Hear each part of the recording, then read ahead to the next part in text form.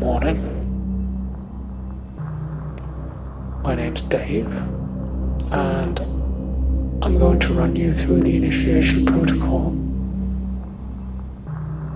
Considering your current physiological status, we will have to make some changes to standard procedure, but I am confident that we will be successful.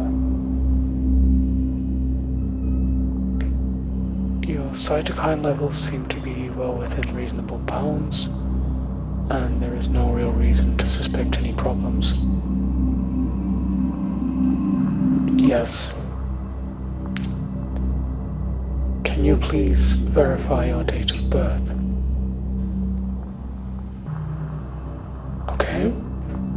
Thank you. According to this, your last known biorecord number is AF421567. Does this sound familiar to you? Okay. Give me a moment. I'll bring up the records. Yes. I see you were exposed to Pyrativin B during the summer of 2884, and considering your extensive training, you were placed in Higgs confinement. Yeah, alright. Okay. Let me see.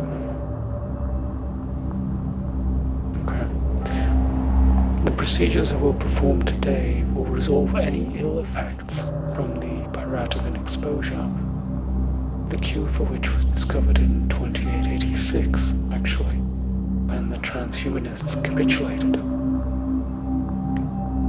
Although not known at the time of your chambering, Pyrativin was actually a human creation. It was supposed to be a show of force and a message to convince those against augmentation that it was time to upgrade. I have to ask you to remain calm, although I do not have access to the full database here. However, I have been told that I can assure you that your significant other remarried and led a full and happy life. 4 members of your squad were also placed in Higgs confinement chambers and are due for processing later today. Physically, they will be alright. Yes.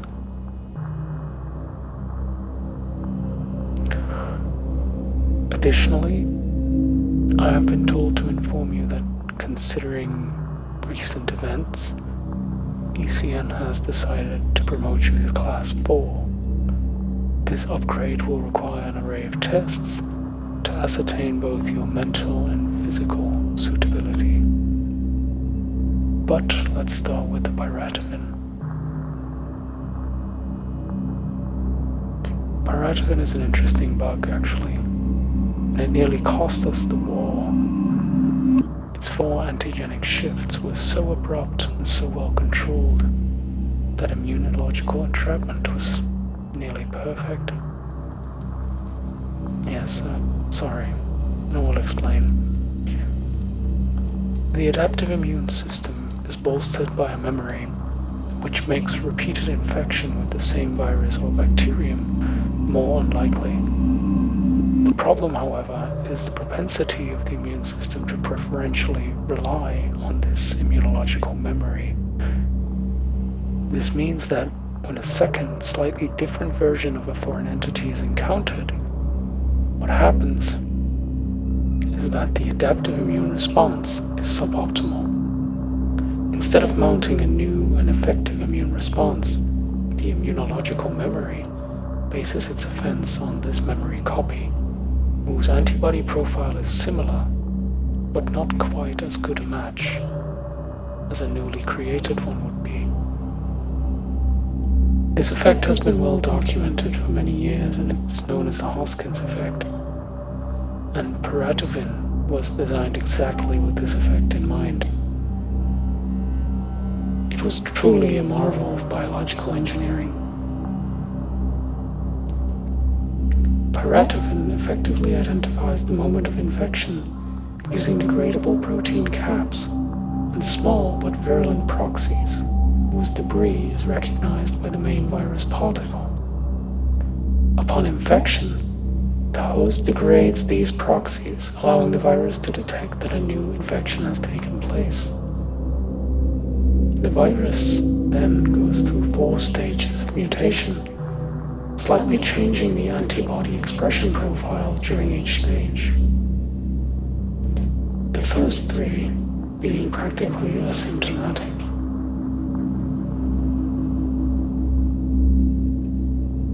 Hang on, this might sting a bit.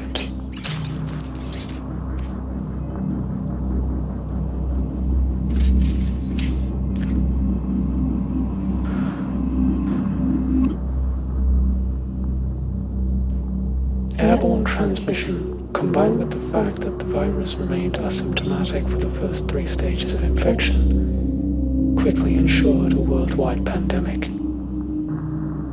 By exploiting the suboptimality of repeated immunological actions, using this controlled 4-stage approach, the immune system was rendered so ineffective that the infection typically overwhelmed its host in a matter of a few days.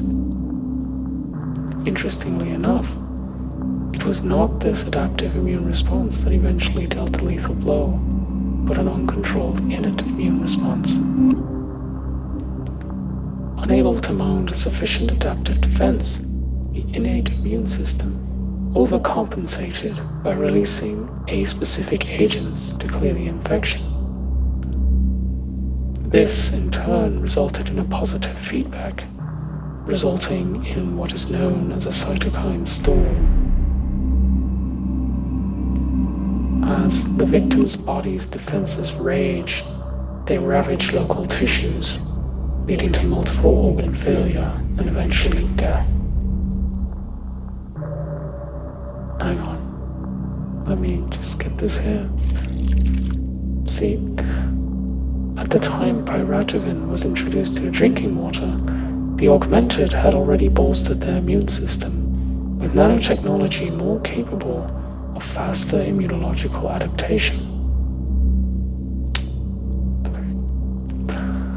Shortly after you were infected and chambered, reports on the virus shed some lights on its origin, and a transhumanist agenda backfired. The outrage was complete, and nobody with an augmentation made it out alive. Okay, so your cytokine profile looks good. IL-6 is within the expected range. IL-1 beta is a bit on the high side, but not worryingly so, and the interferons are all nominal. I think your body is ready for administration of the first drug cocktail. What you are about to feel is, well, rather unpleasant. You can expect your heart rate to slow down, and you may temporarily feel out of breath. But do not worry. This is all standard procedure. We will be monitoring your status closely, and we have a vested interest in both your survival and your health. Alright, administering the first dose now. Cytokine levels are rising as expected. You seem to be taking it pretty well.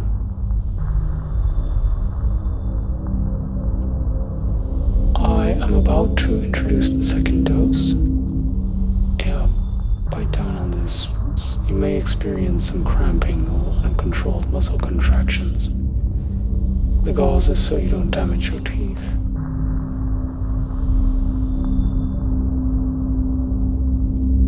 See, the irony of it all is that the very cure which is making its way into your bloodstream right now is the one thing you fought against so fiercely.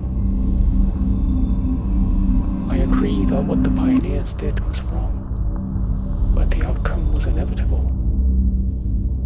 The limits imposed on us by our physiology meant we were always compensating for our weaknesses. With the population of Earth rising almost indefinitely, the competition for power and resources grew.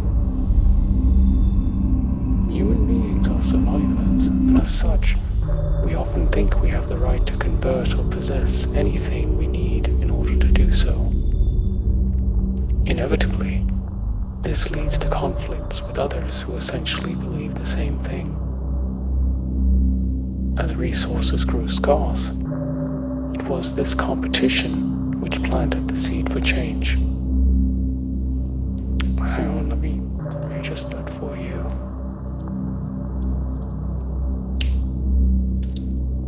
Is that better? Good.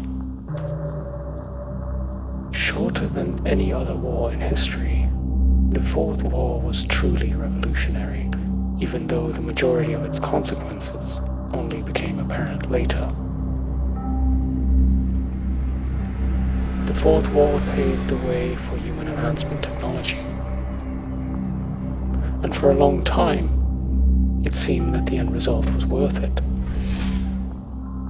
The combination of technology and biology allowed us to attain higher standards with increased stability and understanding. It also led to a firm and unified grasp on morality and redefined what it meant to be human. It is very hard to explain what the consensus sphere felt like to an outsider. It was not just the means of communication and decision making. It was part of us, and we were part of it. I don't think there was anything in your time that was even remotely like it. And I feel sorry for the fact that you never got to experience it. Its absence feels crushingly lonely now. Okay, so the only two augmentations I'm going to install are the immunological upgrade, which you just got, and the remote sensory unit, which is implanted straight into your cranial nerve. Everything is in place, but before activating it, we need to test some parts of your brain and then test whether you still have the appropriate responses. Do not be alarmed. This will not hurt.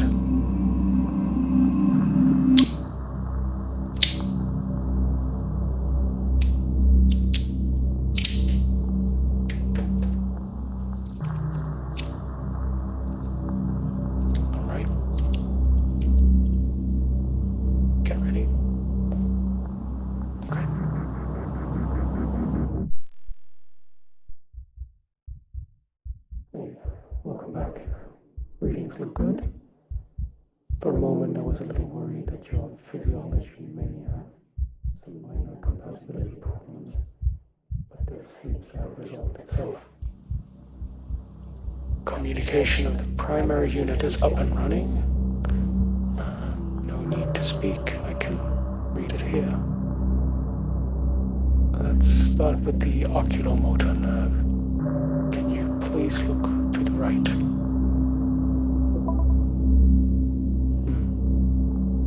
Okay, let's try that again. Can you please look to the right?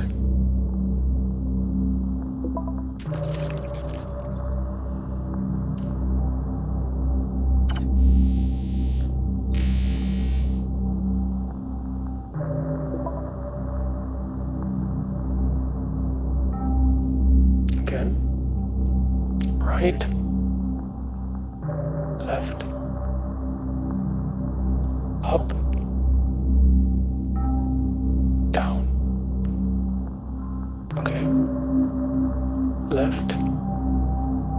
Top right. Bottom left. Okay, good. Alright, now the optic nerve. I am going to show you a series of pictures.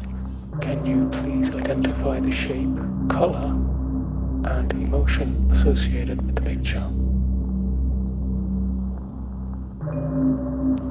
Correct.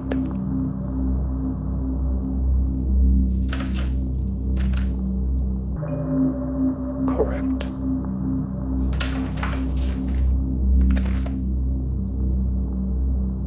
Correct.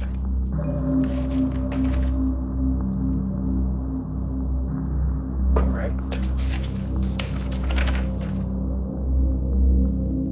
And correct. You're doing fine so far. Okay. Now I am going to hold this pointer at a specific distance from your face. And I would like you to tell me the exact distance in millimeters and velocity in millimeters per microseconds.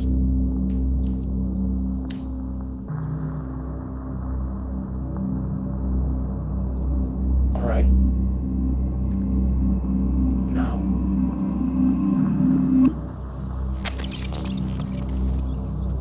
Okay. Now.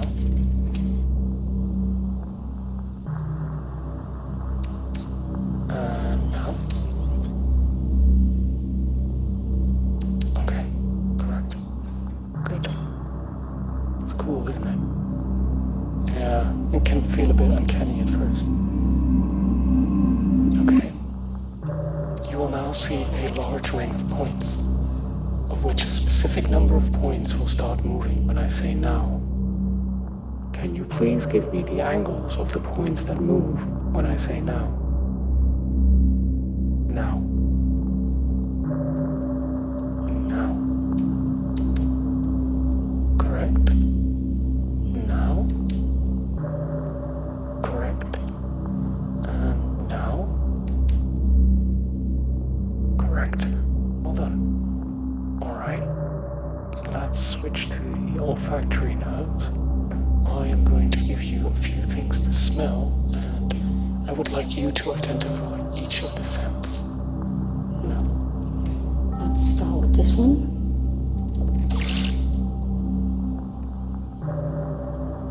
Correct.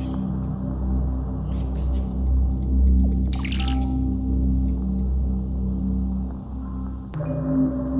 Yes, exactly, that's mint.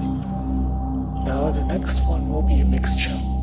Basically, there are 3 distinct scents, all masked by a very dominant odor.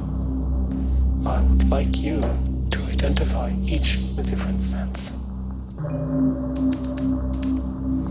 Okay. Here we go.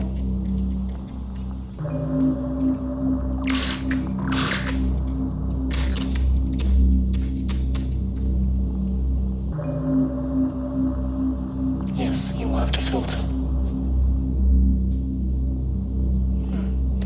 Okay. Let's try that one again.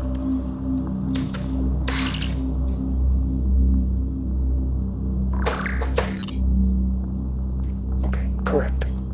Good. Yes, it is quite impressive. Okay, next up, the trigeminal nerve. In this test, I will touch your face in various places, and I would like you to tell me where and whether the touch was soft or sharp.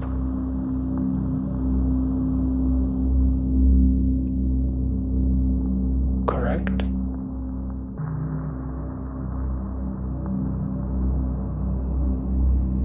Correct?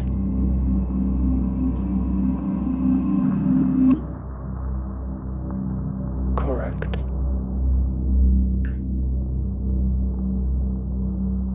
Correct. Correct. Alright. Now, you have also been fitted with a pain suppressor. We are going to test the system now. You can activate it by tilting your head to the left, then to the right while rolling your eyes. If it works, you will feel a tingly sensation in the back of your head.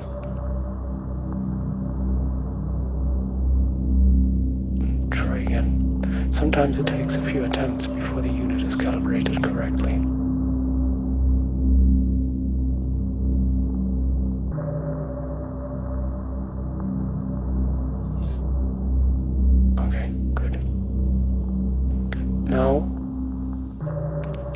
any time you feel too much pain, please let me know.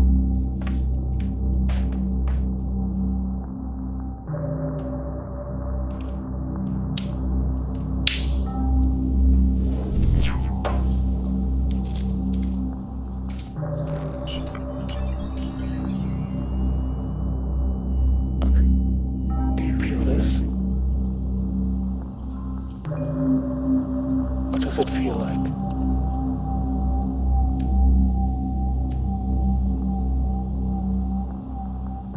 Okay. How about this?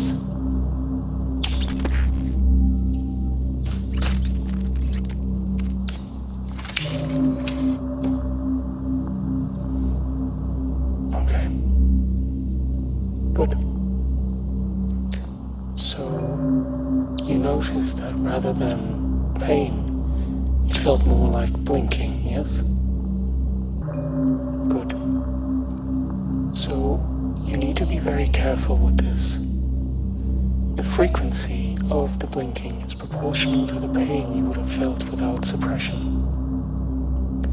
While it is tempting to use this as a training aid or in other times, I would urge you not to do so,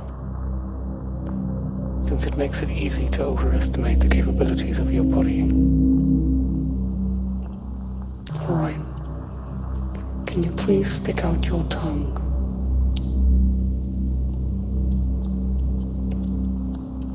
Okay, good. Can you please shrug your shoulders for me? Okay. Now I am going to hold my hand against your cheek. Can you please turn your head in the direction of my hand? Okay. Now the other side. Good. Alright. I will now expose you to a series of tones. Could you please identify the frequencies of the different harmonics in each tone?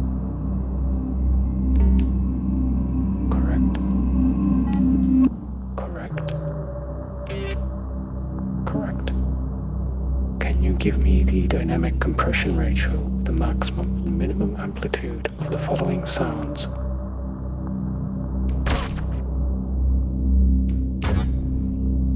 Alright, it seems to work. Now please close your eyes. Can you please tell me the spatial coordinates relative to yourself of the sound being played?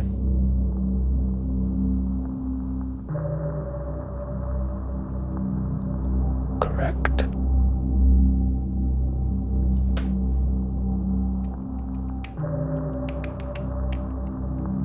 Good. Now the same thing, but without sound. Can you identify the spatial coordinates of the moving object?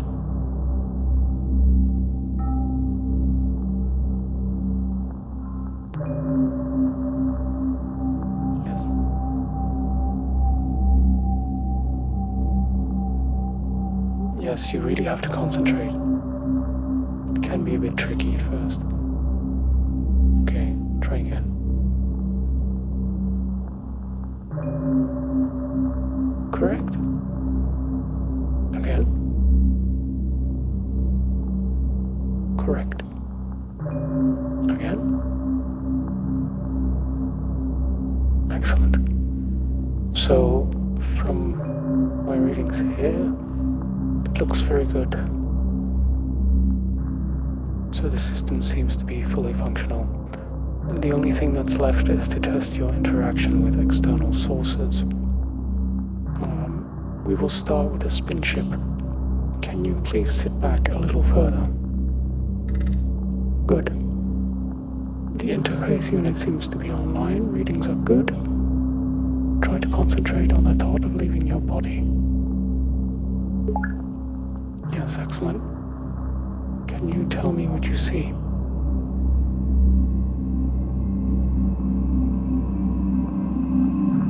Is the image clear? Excellent. So from my readings here, I would be inclined to say that the system is fully functional. Do you experience any headaches or sensitivity to light? Okay, yeah, I thought so. Your coronary blood flow suggests that we should postpone the introduction to actually operating the spinship to tomorrow. Typically, the body has to adjust to the interface somewhat. Normally, we would activate these separate augmentations either at birth or slowly over the time course of weeks, but we don't have that time right now.